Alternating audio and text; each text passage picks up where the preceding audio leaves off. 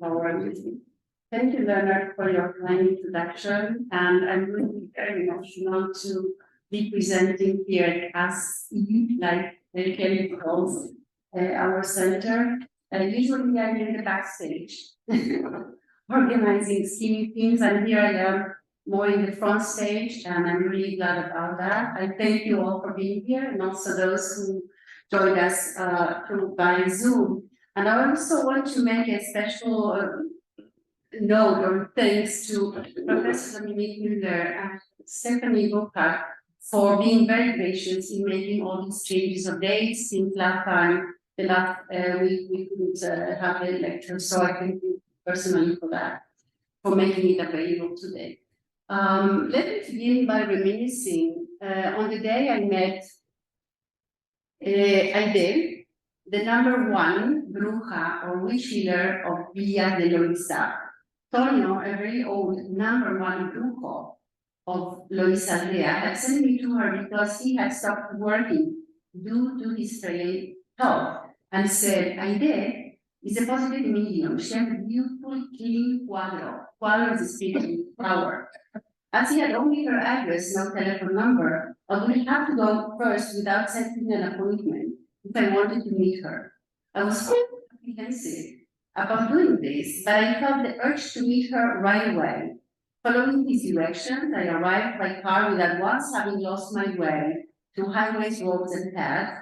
When I arrived, it seemed to me that the house looked exactly like the others in the area, except for the yellow window, clean and colorless. Like the other houses, I then had an iron fence in front of the garden and the driveway, but it also had an entirely enclosed attached garage.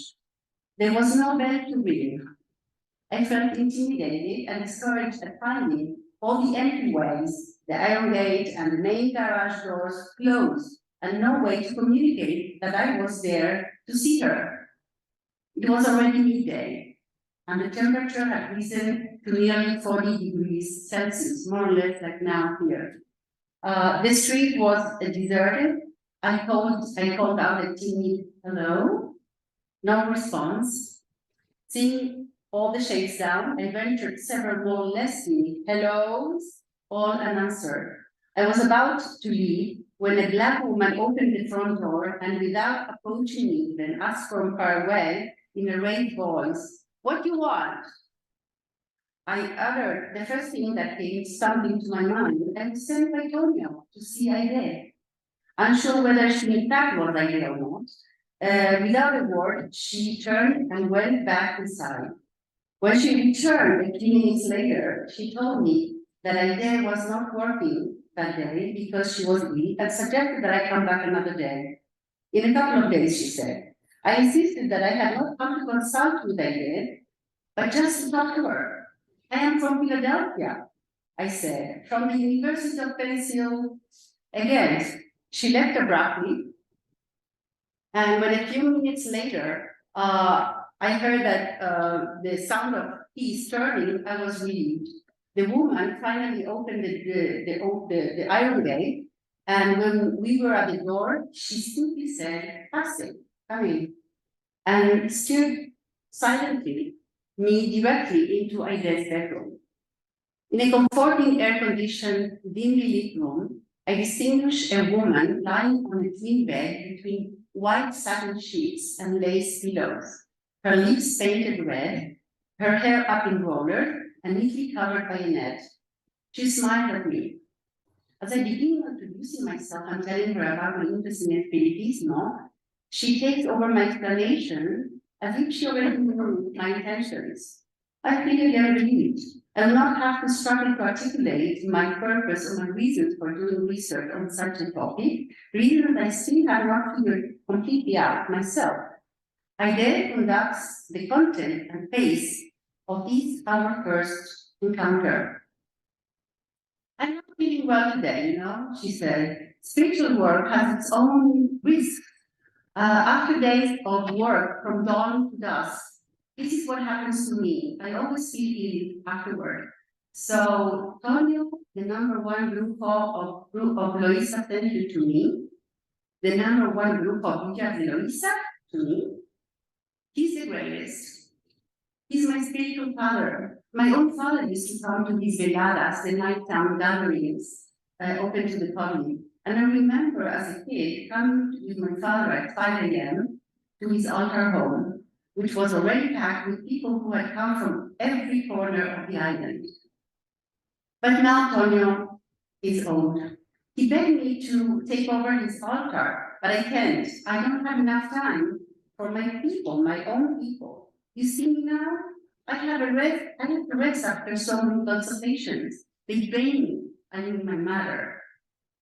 So then I come here to my room. I turn on my air conditioning and tell Nina not to let anyone in. But I let you come see me because Sonia has sent you. And you say that you want to just talk to me, to make an interview about me. At this point, I find myself asking that always ready question, would you mind if I use my tape recorder? Sure, anything you want. I want people to know what espiritismo is, what brujeria really is. You said you're from which university? I could come with you and tell them what espiritismo really is, as I practice it, nice and clean. But the life of a bruja is not easy, as you see. I suffer a lot. This is why I have my Bible here by my bed. I read, I pray, I cry. This is how I cleanse myself. But I'm happy. I don't have to eat. I just need my spiritual bread. She tells to me, you have the spiritual power of a gypsy woman. She tells me as if I'm about to leave, and without asking me if I can, she said, come back tomorrow, early in the morning, and begin working with me. Nina will open the gates for you. My spiritual apprenticeship had just begun.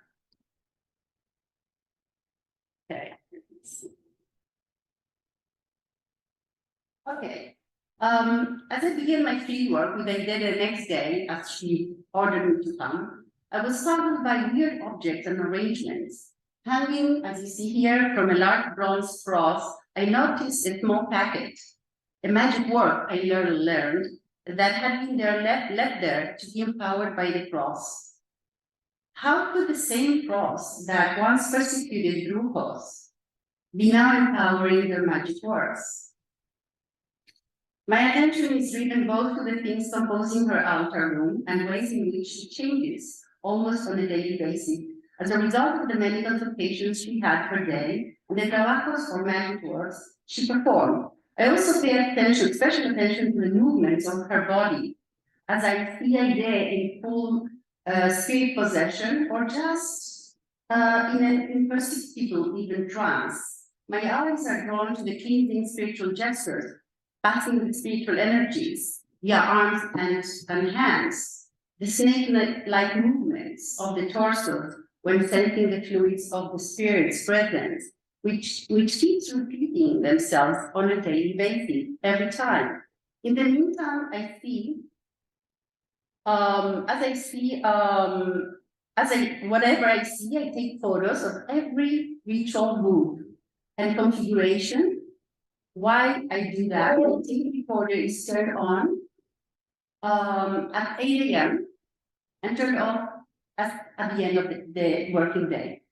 My camera records those instances in which both material changes and recurrent bodily gestures are unfolding.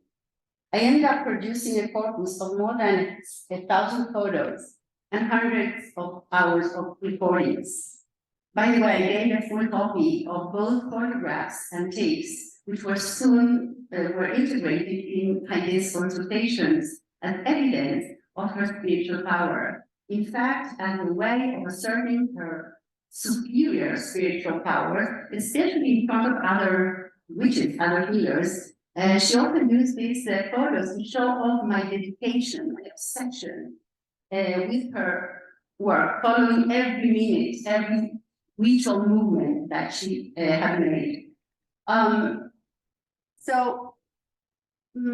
Before I begin with my actual presentation of my photographic essay, I want to say a few words about Puerto Rican brujeria, really very, very succinctly. I developed that in the first book, half of the book is dedicated to that. So I'm not trying to centralize the look, are you there? Anything about Puerto Rican brujeria, but I will just mention a few words. Puerto Rican brujeria, I translated it for English-speaking people as witch healing.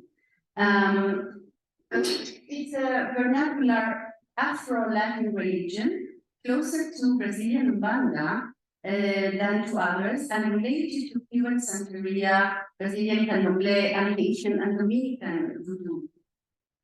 It encompasses indigenous practices, popular Catholicism, French Cardican Spiritism, that is the Spiritism of Alain Kardec, the French Alain Kardec, also African rituals that were brought by enslaved Africans to the whole Caribbean, and maybe also charismatic Protestantism, believe it or not.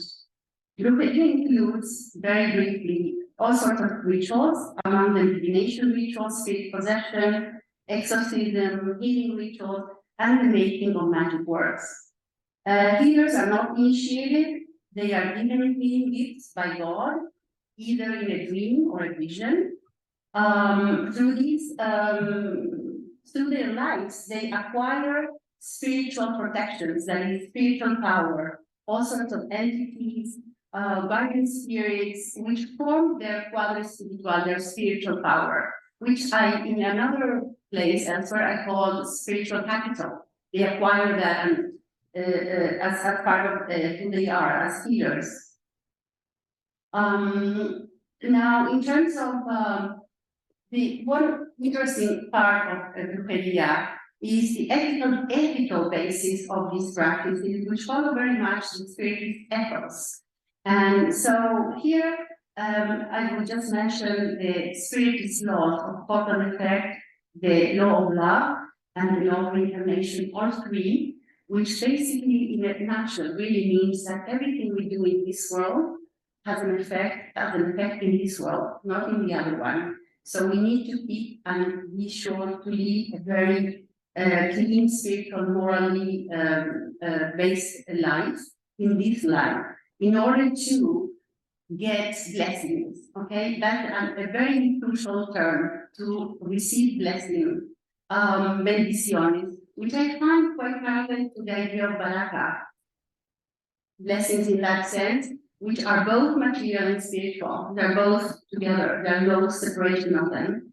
And the idea of blessing or bendiciones are also behind the notion, the key notion in brujeria, which is the idea of manifestations, manifestaciones. Everything has, every spiritual power has a manifestation in material terms, and every material manifestation is a reflection of some spiritual aspect. So there's a complete one, two sides of the same, I would say, the same point here. Now, a few more words, I think, on manifestaciones, I think I should dedicate, because it's so crucial. Manifestaciones or manifestations, I like to think about it as the thinghood of spirit and the spirit of things, you can say that. In terms, they use the words, the verbs materializar or to materialize, very similar to English, to manifest or manifestar, and to cast, plasmar. And these ideas are really, these notions, emic notions, are behind what I call in my other work in the book, a form of spiritualized matter or a materialized spirit. So they're both sides of the same coin. Now, in terms of the spirit in matter, commodities and consumerism, well, if this is not, I didn't discover America with that. The anthropological and works in anthropology and philosophy have long discussed this thing. And on purpose, I refer to this with a kind of tongue-in-cheek kind of thing. I like to reflect on how anthropologists, from a westernized kind of perspective, looked at processes that I looked from a completely different grounded perspective. So what we can see here is really they use and I'm inspired by Marx's commodity fetishism, who was the first to talk about the ghostly nature of consumer practices. So it's not only religious people that talk about the ghostly presence. And here, as you can see, I just jotted down a few words: animism, fetishism, or fetish, the thought and particles in Australia among the Aboriginals, and verbs that also were used to dismiss these kinds of practices, like to hypothesize and to defy. Now it's like they were used as terms that showed the ignorance of people rather than look at the spiritual side of their practices. And so this is a kind of, I would say, a critique, very light critique I'm launching here just to make us reflect on that. And on the same level, I want also to mention excellent ethnographic work that has been done, looking at the spirit in matter, or the matter in spirit, commodities and consumerism. And I hope nobody will get offended. I just mentioned a few here. One of them is Laura Kendall, who wrote a piece called Hungry Ghosts, and a piece called Capitalist Spirits. This last one really influenced my own research, my own dissertation, because she looked at the changes in Korea as an effect of consumerism, and looked at how spirits becomes more consumer. They themselves are eager consumers, and they like to be fed expensive offerings, not just anything like they used to do in previous times. The second anthropologist I want to mention very quickly is Stefan Panier. Some of you may know him. He worked in Cuba, and he came up with this notion of ritual labor and exchanges, which I also take in my work here, to talk about what goes on during ritual. There is exchange of money. So spirits are very eager to be paid with real money, especially in Cuba during the special period when there was no money. So during the ritual, there were exchanges of money done on a regular basis. The third person I want to mention is Birgit Meyer, who wrote about the spirit in that image.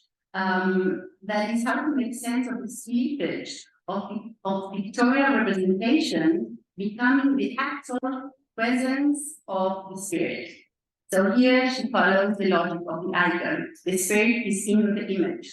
It does not represent the spirit. And lastly, I want to mention ethnographies, the ethnographies of Hirschkin, Mahmoud, and Linky, who show that in certain versions of Islam, material disciplines or spiritual economies are essential to the production of the pious subjectivity. And they are really serve me very well because they also show this conjunction between the material and the spiritual elsewhere, not just in Puerto Rico. Now, again, I need to make some reflections on my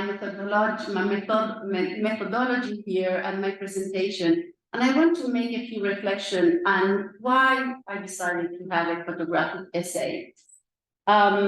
First of all, here I connect myself to the genealogy of visual anthropology, especially Franz Boas, who is called Papa Boas in cultural anthropology, not because of all his work, but because he paid really close attention early on at the end of the 19th century among the Kwakiutl and the Hamadza. He paid special attention to what he called motor habits, dance gestures, reflecting for him, unlike his colleagues who were biological evolutionist anthropologists, for him, these gestures reflected on cultural moral principles that were kind of the object of his recording. He took very much care in taking photographs, and when he couldn't take photographs, he had somebody draw these different gestures of ritual, which are documented. And in some cases, he even took pictures of himself semi-naked and in some others with a suit like a good European guy, doing these gestures that we saw in ritual. Of course, I put aside the critique of Boaz's a kind of framing of these traditional dances or gestures when in his dioramas for exhibition, when he actually framed and he put, I don't know if you saw it, it's really amazing. He put these kinds of pieces of cloth in front of people kind of staging the authentic traditions of these people. So putting these things aside, I think I am drawing much from his early interest in gesture.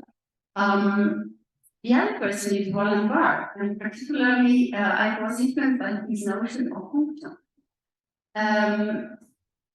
He refers to punctum as an unexpected poignant detail in a photograph that, quote, pierces or pricks viewers sensorially. That is, it makes you kind of click. It's like the photo, the first photo I showed you with the cross and the little packet. For me, that was punctum.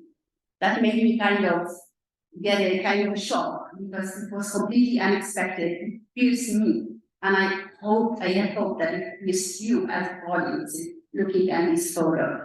So these are the two kind of main influences that I have here to mention. Now, my argument here has two parts. One focuses on things and one on bodies. So I'm putting together two perspectives on matter. Now, let me just also unravel where I'm coming from, my perspectives on matter,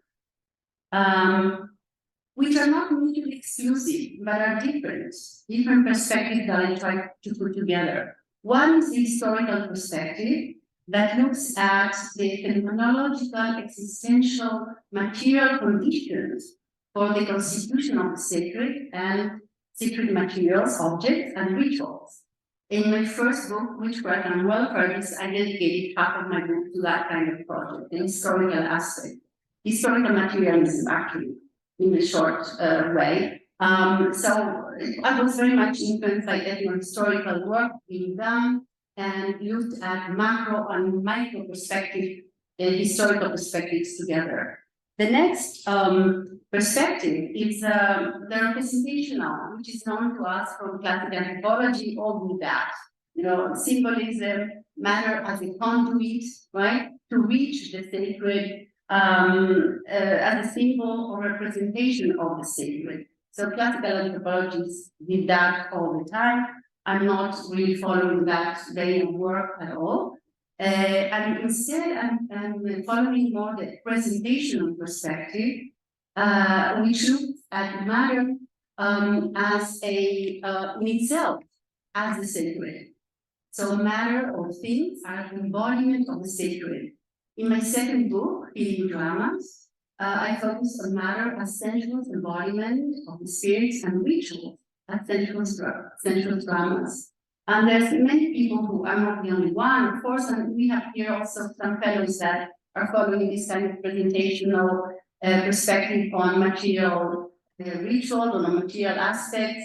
I can only mention here maybe C. Toussaint Vancassi, Holbrag, Webkin, Manning and Mendy, Peter Pels, Romberg, myself, and Shepard.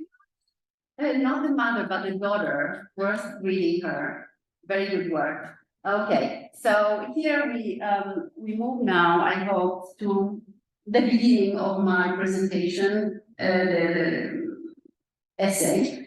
And as I said before, I'm putting together two arguments in order to look at ontological ritual transformations. And that happen of both things and bodies.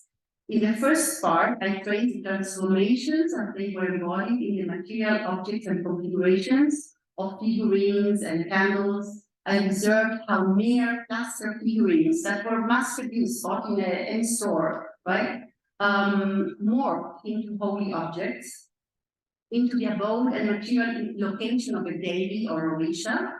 In the second part, I explore bodily transformations of participants doing divination, exorcism, and healing rituals.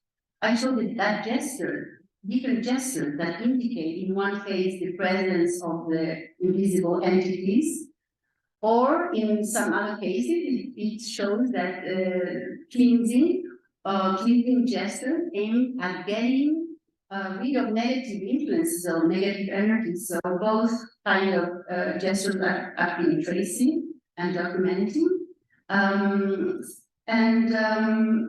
The truth is, I'm putting together, I thought I would make myself easy. By putting together two arguments, I developed into separate papers, articles that were already published, one on altars and one on the body. And I thought, if I do that, I have to have a reason. So my reason is to try to be on these already published papers, to be some kind of theoretical claim that goes beyond the division between objects and bodies, and try to look at transformational ontologies really in one under one kind of theoretical framework. So let's see it work. Usually anthropologists have done it separately. On the one hand, anthropologists are waiting on the fetish carnivals, and on the other, they've written about body taxing, bodily dispositions, or how societies remember. But now I'm trying to put these two kind of bodies of work together. Now let's begin with looking at the first part. Matter matters. The first part is focused on things, and here I'm going to be talking about processes that I call activation. I look at configurations of things. I look at processes that they call baptism, at consecration of spaces, and the creation of spatial proxies. Okay, so in the first part, okay, I have to reveal also the legacy where I'm coming from, what I'm trying to do in looking at these transformations of things in the altars. So first of all, this is the legacy. I will look at transformation rituals, specifically at the ritual labor that goes into these transformations. And I'm taking these ideas I mentioned before from Panier. And I argue that they are the result of indeterminate manifestations of the spirits and their wings. So it's not the healers that direct these things, but the spirits. They visually convey this transformation, visually convey the daily changes of altars or the ritual life of altars. And here I'm drawing on a pipeline that well known to be on the social life of things. I trace how ordinary spaces and objects are transformed into mythical abodes, spirits, and entities as a result of a dream, a vision, or the making of trabajos directed by the spirits. I also show how the composition and configuration of elements in an altar respond to the spirits and their needs as much as to their human owners. I argue that these spaces are not just the context for ritual action, they are in themselves ritual action. So this is a huge difference in looking at spaces. They are definitely alive. They happen, they do, and when their owners die, they cease to exist. So they're living extensions of their owners, definitely. And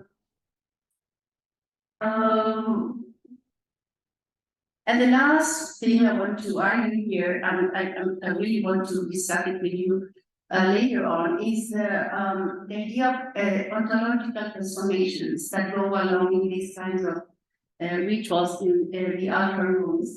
And I'm drawing here from Barthel's idea of transformation forms of existence, which is an interesting piece that looks at wing as spirit and spirit as wing. So again, moving in and out from these different states or ontological states.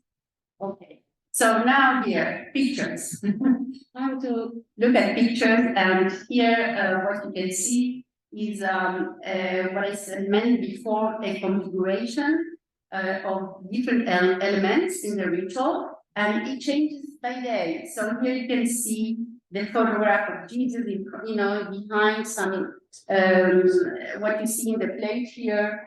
I should point it here is La Flor de Jericó, which is done put for healing, and in front of the El Santo, ¿cómo se llama?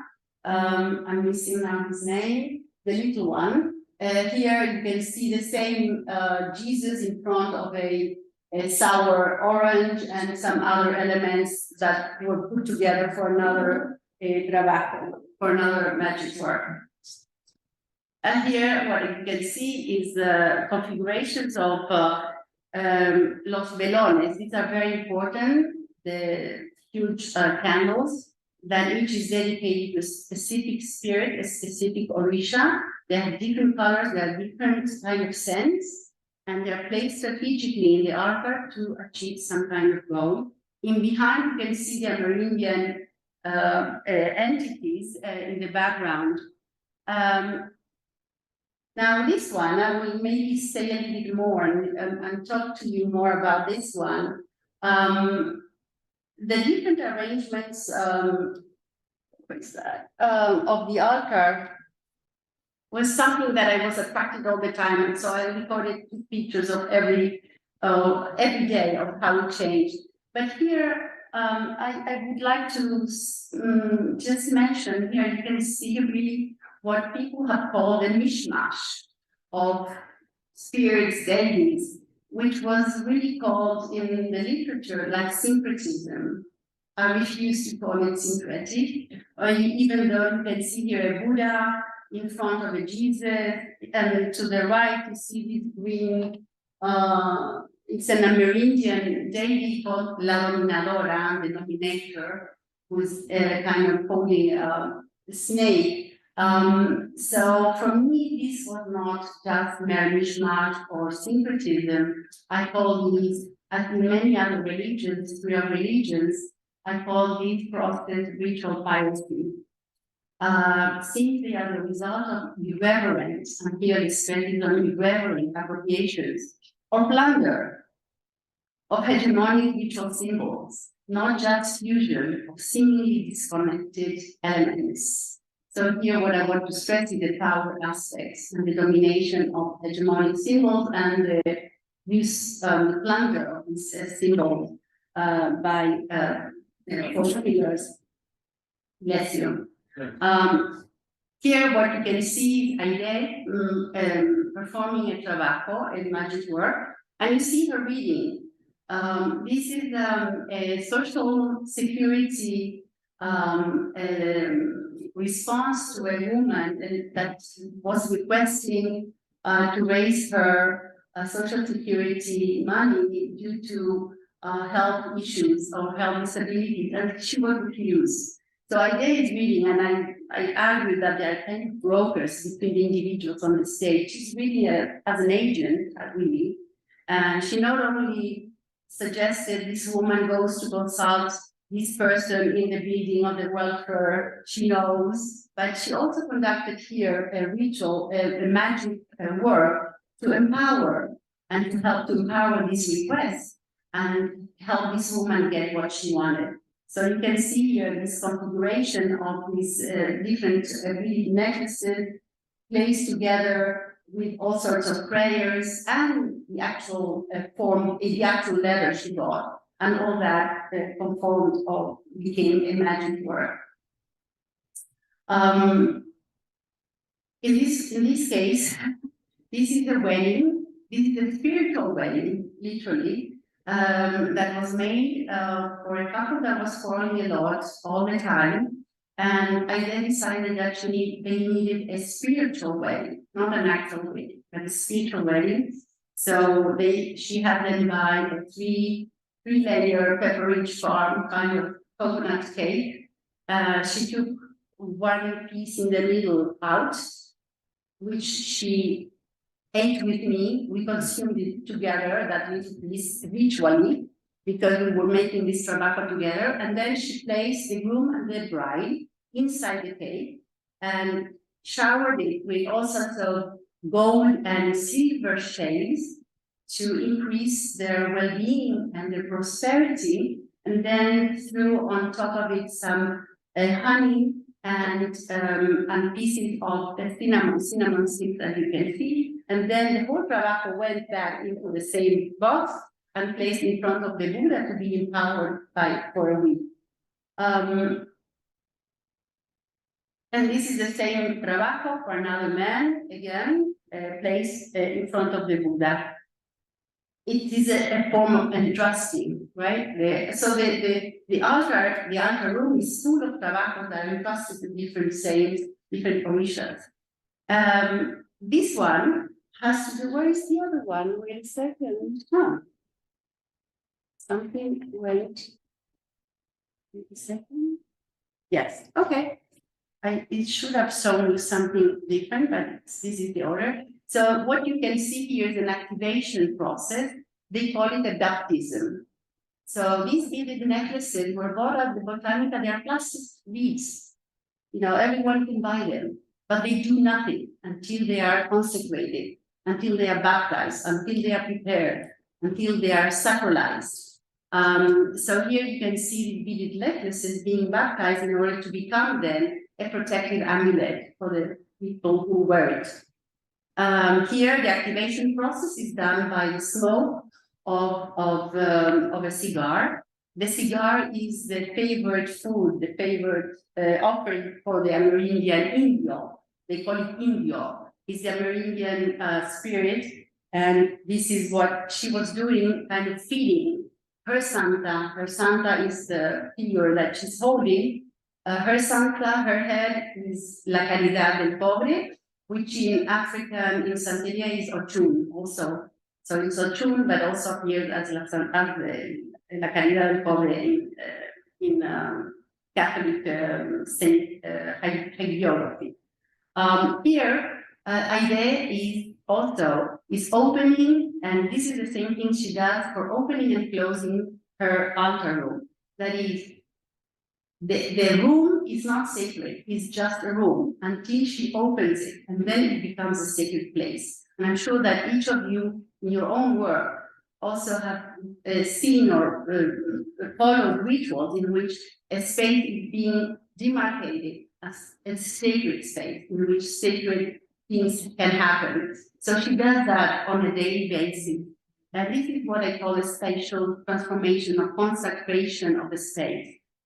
Here we can see there's some women entrusting a trabajo, a magic work in the rainforest directly to Shango. And this is the abode of the warriors, of the different warriors. In this case, they are going directly to the rainforest where they live, these entities live. But in some other cases, as in this case, you don't need to go to the rainforest, because in some cases, as McCarthy Brown showed in a very interesting work, I just pressed it, a bathroom can be a place where Yemanya, the Orisha owner of the waters, the sea, can reside. So anything can become a substitute. A sacred space can become a substitute within your own home. This is what she wrote in a very good article about a high-rise building, sacred spaces in New York, and how people adapt the spaces in their homes to be sacralized. So this is happening all the time, and this is the consecration. I showed here a photo after Aide had a dream where her Santa asked her, said, "You have to create a chapel for me." After that dream, she knocked down a few walls in the house and created a special bigger chapel to worship and to venerate and as an offering to her Santa. And she had all her house painted in yellow, as you see here. Yellow is the color of Ochun, of La Caridad. So with this, I come to the end of the first part. And now I move to the second, if you're still with me.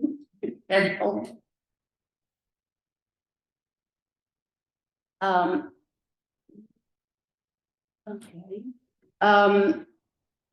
So the second part of this presentation, as I told you, explores the processes or transformations, ritual transformations of bodies. And I call these processes subjectivation processes. I look closely at gestures and poses and the effect that these poses and gestures kind of create. The legacy, again, I want to disclose my legacy. I'm following here Pascal's dictum, first me and then believe. This is my motto as well in all my work. Of course, I draw on Marcel Mauss's body techniques, body hexes, Dieu, Foucault technologies of the self and body dispositions, Talal Assad's discipline to virtue and prescriptive action. His work on monasteries, it really has influenced me a lot in the way in which the right virtue, the right sentiment is created through bodies, through rituals of the body or body techniques, technologies. And my own use of Austin, the illocutionary power of words, I kind of extended it to gestures. So I looked at the illocutionary power of gestures, or how gestures do, not only words that do. And from Jean-Pierre Varnier, I took the idea of the technologies or techniques of the subject and effect. And here, let me just mention a little bit more in depth. I think he did a very interesting, he made a really good argument saying that we usually consider the subject as operating on subjects, right? As operating on the material world. But he said that subjects are also operated upon by the material world in what he calls subjectivation processes. So the efficacy of ritual action should be explored both by matter and the human subject, even though classical ritual studies tend to limit efficacy questions to the manifest goals of ritual, excluding the latent goals of rituals, that is the transformation of subjects and their effect. In this vein, I had argued elsewhere or asked elsewhere, where does belief stop and do memories of the flesh begin? And here I will just show you idea posing here with the Santa. This is not just the posing for a photograph. The posing is an invocation, is a summoning, is an assertion. So every pose has that kind of illocutionary power to do. Here she's smoking, she's in trance, and she's become, by smoking the cigar of the Amerindian spirit, she has become, in that moment, she has become that Indio. And with that healing power of the sacred smoke, she's also healing the woman in her altar. Another very common gesture is the transmission of spiritual fluid. It's very common in Spiritism. The transmission of spiritual energies through the hands, through gestures, and you can see that in different parts of the world, even in different practices outside of Puerto Rico. These gestures you see here, she's giving her own, transmitting her own spiritual energies to a woman here on the left, and to another client on the right. And I'm sure that those working with rituals all over the world will recognize these gestures. There's something in common with them. Here, there's what they call unión de pensamientos, union of thoughts, where you create kind of a bonding between your energies and the other person. And here is a gesture that I'm sure you recognize. What do you think? What is she doing? What is this gesture? Trance, yeah, she's kind of being kind of in her own trance. And this is a very common gesture among brujeria followers and spiritistas. You can see here, and I'm not going to get into the ritual themselves. I just want you to pay attention to what I was looking at. It's the gestures, the hands. Look at the hands. In one case, it's here, it's here, it's here. You know, all these gestures say something, and they are kind of forms of subjectivation. You become a practitioner by being, by moving in those terms, in those senses.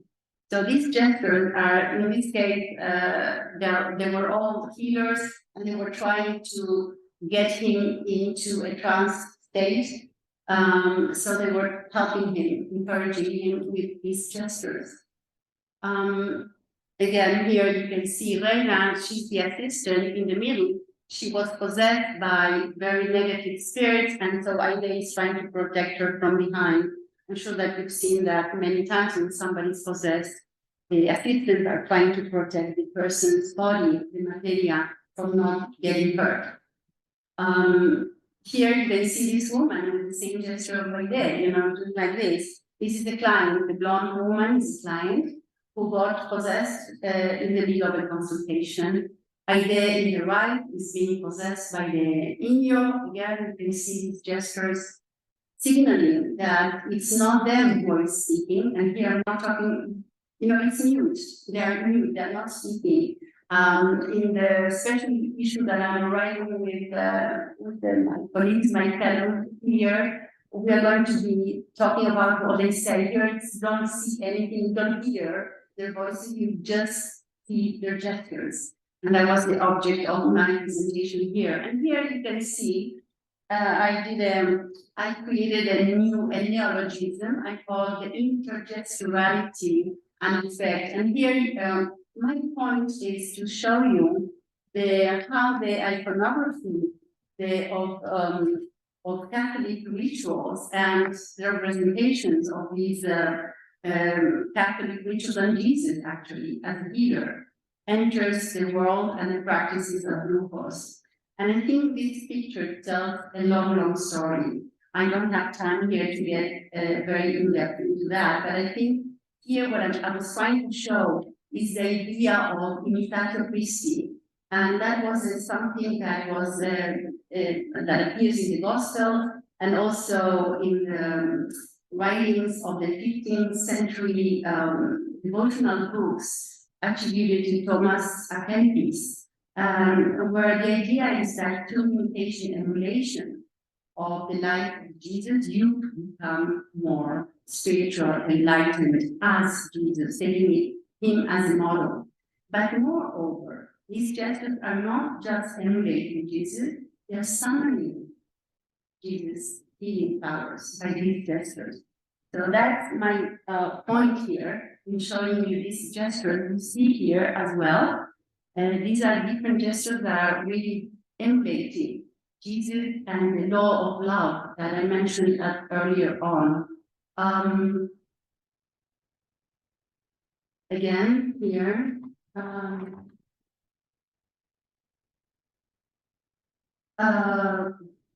And the truth is that brujos are really, they invoke Jesus not only in gestures, but also in aphorism, in all sorts of things. They say, I, like Jesus, I am dedicating, sacrificing myself to my people because this is the gift. So all their lives of sacrifice are kind of taken as reflection, as a copy, as an emulation, as a magnetic kind of correspondence with Jesus' life.